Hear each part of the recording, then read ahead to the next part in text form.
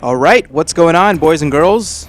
I guess that's all there is, really. Whether you're a man or a woman, we all start off in the world as babies, turning into boys and girls, and eventually turning into men and women.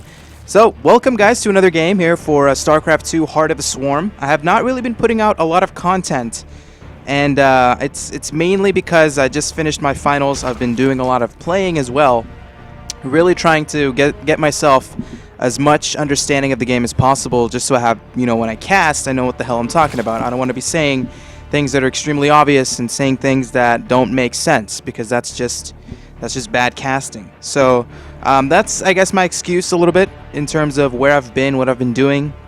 But I'm super excited to present to you guys this amazing ZVT game, of course, taken from the Root Gaming website. You guys are welcome to check them out, root-gaming.com.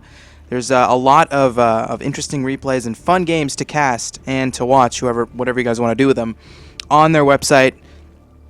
And this guy, Root Kane, is going to be the red Zerg in the upper left here of Akilon Wastes, the recent champion of the StarCraft America tournament, playing very well throughout the group stages, getting flown out to New York, of course, to do his thing, playing against State, a very good North American PrOmiseCAST player. But I think he was able to defeat him with a score of like 4-1 or 4-2. Pretty sure it was 4-1. And not a huge surprise. I mean, State, quite honestly, is a very good North American PrOmiseCAST. But he even admitted that PvZ is not his best matchup. And that's kind of a matchup a lot of PrOmiseCAST players have been struggling with. A lot of Swarm hosts, a lot of Mutalisk transitions, just mutas in general, man. Zerg players, make mutas. And you'll have a pretty good win ratio. But let's talk about his opponent. I've been talking a lot about Kane, but I can't really say anything about his opponent. It's just a barcode Terran player with the color blue. And I don't know. This is just a ladder match. This is not taken from a tournament. This is no practice game, nothing like that. Just a straight up queue up the ladder, get an opponent, and play him. But he's a grandmaster, so should definitely be a pretty close game between both these players. So build order wise so far from our sides, or from our players, we're seeing Kane opening up pretty normal, going for the hatch first, pretty standard, 15 hatch into a 15 or 16 pool, followed by a gas. This is a good choice from Kane. And this is, if you guys look at my previous casts, when I talk about the Zerg player getting gas, it was mainly because of Reapers. And there is, in fact, Reapers, actually a proxy barracks coming out from the Terran player. So this is actually a very quick barracks from a barcode Terran, but the speed is going to allow you, or the gas is going to allow you to get metabolic boost to be able to easily deal with these Reapers. Of course, the Queen should pop out here pretty soon for Kane, actually a little bit, just almost halfway done here for the Zerg player to go ahead and get the Queen to deal with this Reaper. The Reaper's actually going to try to get some kills. Really good control here by Kane, pulling the weakened drones. Finally, we're going to have some links here pop out for our Zerg players. Should be able to go ahead and deal with this Reaper. And this is just a little bit of early pressure. I mean, a pretty quick barracks, very quick Reaper. We're even seeing a bunker here being placed at the natural here of Kane, which might cause some trouble. Ooh, almost getting stuck there. Kane was really close to controlling it and killing that Reaper straight up, but the bunker finished just in the nick of time. Now we're going to see two Reaper here start to harass. We're seeing so far workers lost, three units lost in general. How many workers? Only one drone killed, so not a big deal for Kane. But he's investing a lot into these Zerglings. 8 more lings, getting metabolic boost. Does not want to get supply blocked, of course, getting another Overlord. There we go. The bunker's finally going to get focused down. So Kane will be able to defend this. Did not really lose too much. Imagine if he would have lost something like 3 to 4 drones and just was producing this many Zerglings. He would definitely be at a disadvantage. But the Terran player now is not out of it. This is not a one-base all-in.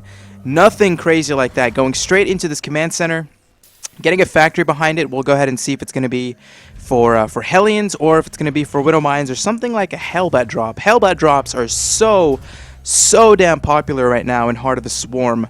But generally you would see early control with Hellions and then possibly a transition into Widow Mines or the Hellbat. So those are definitely going to be some things we want to be looking out for. Units count right now for Kane has a good amount of lings, and he can actually pressure here against what the Terran player has. All he has is Reapers and just one barracks and one factory just now finishing. Double expanding behind it. Pretty standard. The Reapers again going to finish, or the bunker's going to finish just as soon as the lings get there. Now the Reapers need to control. The bunker is going to get killed. So really good control here by Kane once again.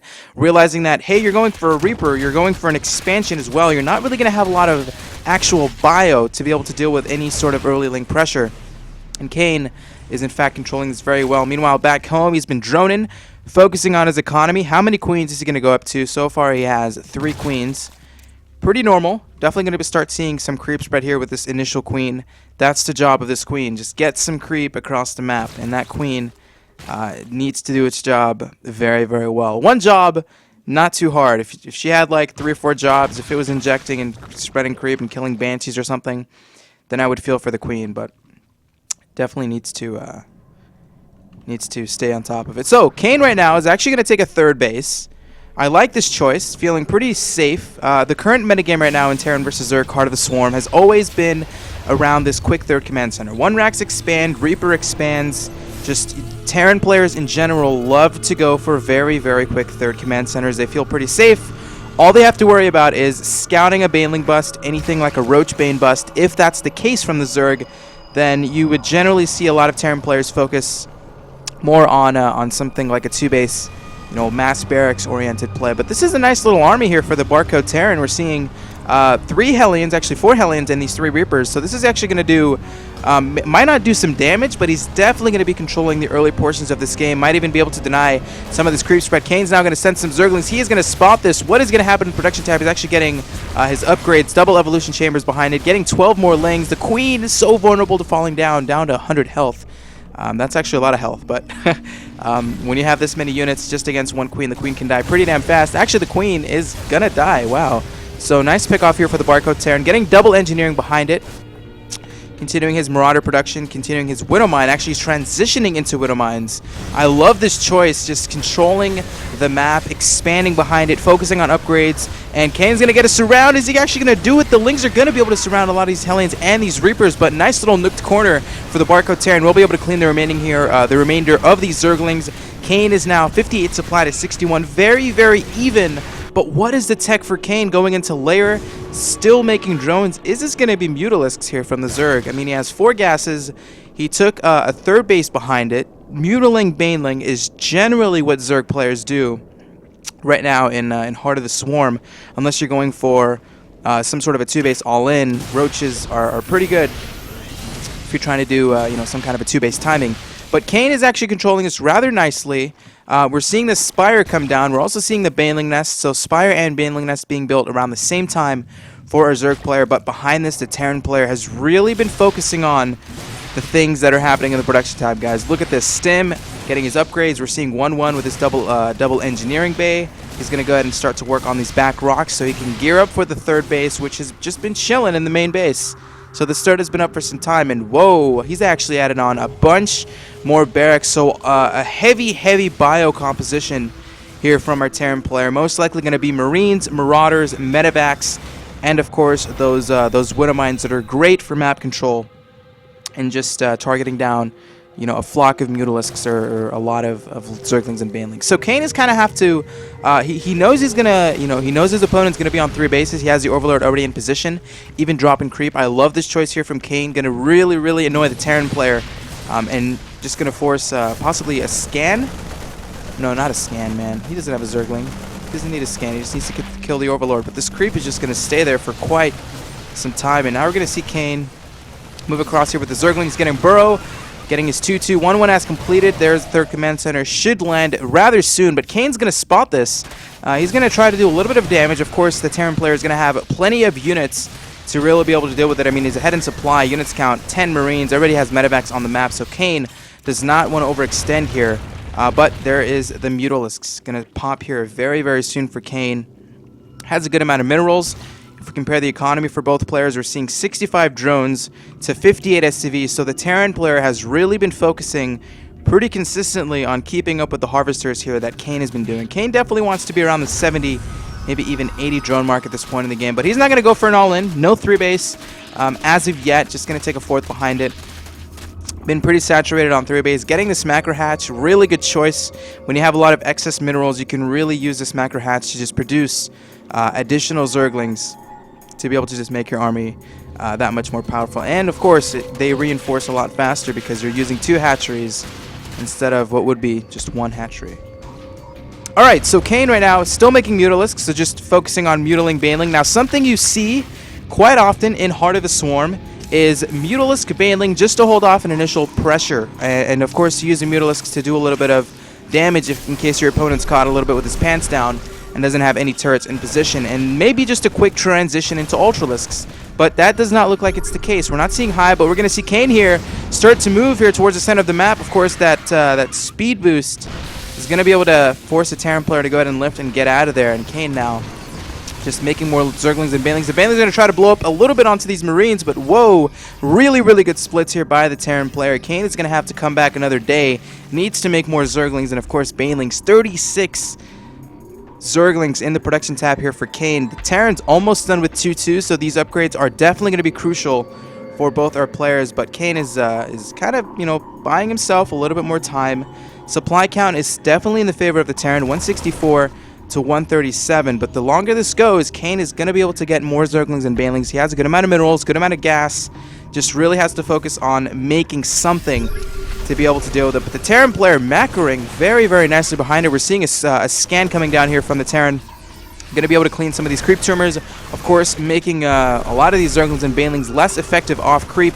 Taking a 4th command center behind him, adding more barracks, more scans, and 2-2 is just going to finish. So this possibly might be a very, very good timing for a Terran player. A little bit of a counterattack here with the Banelings, going to roll into the natural. Nothing there for the Terran. Going to be able to clean a lot of the Marines and even killing that bunker. But the problem is this army in the center. 160 supply for Kane, 165. Here we go. Lings and Mutalisks going to move forward, but these Widowmines going to explode on so many Lings and Banelings. But the Terran player, again, continuing to spread and control his units very nicely. And this is just really good map control here from the Terran, able to deny any sort of a flank that can possibly be set up here by Kane. And Kane is just, I mean, he just has to make Mutas, Zerglings, and Banelings. Actually, at this point, just make Lings and Banelings. Mutas are not really going to be cost effective against this many Marines. 2-2 is finally completed for the Terran. If you look at the upgrades here for our Zerg player, we see 2-2 is completed. So both players are even on upgrades. Kane, 75 drones, 69 cities. Okay, so if Kane defends this, he should be in a pretty nice position, but it's looking very, very, very grim. Terran's on 4 base. 172 supply to 162. Upgrades are even. It's all going to come down to positioning here. And the good thing here for Kane is the Terran does not have a lot of mines. It only has like 2 mines or 3 or 4 mines around the map. Nothing like 10 or 12 or anything like that. Actually, a drop here in the left side going to be able to do a little bit of damage. Kane will be able to clean it up here with the Mutalisks. At the same time, we're seeing the 3rd base start to be pressured here by a load of Marines. That is a lot of Marines, man. 56 Marines. Trying to do some pressure here. Kane is going to roll in with the Zerglings and the Mutalisks. He's going to be able to focus down these medevacs. Ooh, almost gets another medevac. Nice little pullback here by the Terran. But now we're going to see a supply advantage here for Kane. 176 to 166. Lings and Banelings rolling in, cleaning up the Marines. Kane defending this very, very nicely, playing very, very, very patient. But the Terran is just continuing to stream in more Marines, more Marauders. Actually, just 12 Marines in the production tab. Oh, my. That is that's going to be something hard for Kane to really be able to deal with. He doesn't care about the Widowmine setting up a flank, rolling with the Banelings and the Marines again, or the Zerglings. Wow, imagine if Zerg players had Marines, man. That would be crazy. Now all of a sudden, Kane has a 30 supply advantage. Terran player is on 4 bases. He's still focused on this bio play, obviously. That's kind of what a lot of Terran players have been doing, just Marine and Widowmines, and of course medevacs. Of course, siege tanks are kind of a little bit out of style right now in Heart of the Swarm, but the Terran might have overextended a little bit questionable to be taking a 4th and continuing to push across the map. But now we're going to see Kane trying to focus down these Widowmines. Of course, they are going to burrow.